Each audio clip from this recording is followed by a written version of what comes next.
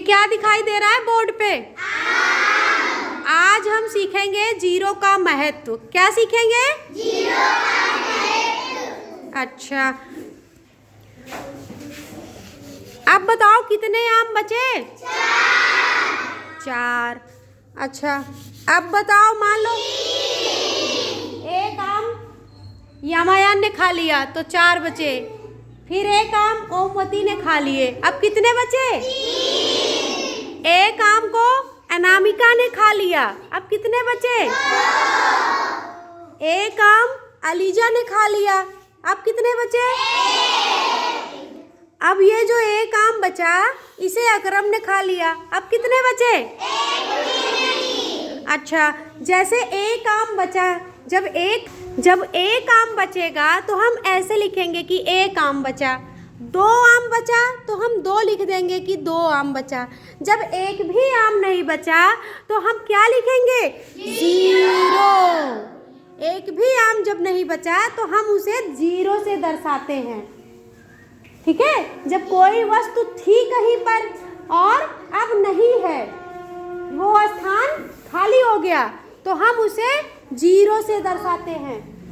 ठीक है, तो जीरो का बहुत महत्व है हमारे गणित में। अगर किसी, मान लो ये क्या है, इसके आगे हमने जीरो लिख दिया, अब ये कितना हो गया? जब हम किसी अंक के आगे जीरो लगाते हैं तो तुरंत उस संख्या का मान 10 गुना बढ़ जाता है। जैसे एक से ये तुरंत कितने हो गए? 10। अगर इस 10 में हम एक जीरो और लगा दें, कितना हो जाएगा? 10 से 10 का 10 गुना बढ़ गया, तुरंत ये क्या हो गया? 100। अगर हम फिर इसमें एक जीरो लगाएंगे तो कितना हो गया? 1000। 100 का 10 गुना 1000। यानी जैसे ही हम जीरो बढ़ा रहे हैं, इस संख्या का मान पहले जो उसका वैल्यू था, उसका मान था, उससे 10 गुना बढ़ जाता है। अगर हम इसके पहले लगा देंगे तब तो ये 2 ही रहेगा। क्या रहेगा? 2 ही रहेगा। लेकिन अगर इसके हम बाद में लगाएंगे तो कितना हो जाएगा? 20। बाद में लगाने पर इसका मान तुरंत बढ़ गया। ठीक है, संख्या के बाद में अगर जीरो लगता है तो उस संख्या का मान बढ़ जाता है, उसकी वैल्यू बढ़ जाती है, उसकी कीमत बढ़ जाती है। लेकिन जब पहले लगाते हैं तो उस पर कोई फर्क नहीं पड़ता।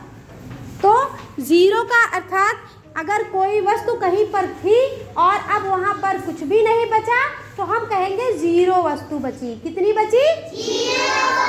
जीरो। जीरो को हिंदी में कहते हैं शून्य। क्या कहते हैं? शून्य।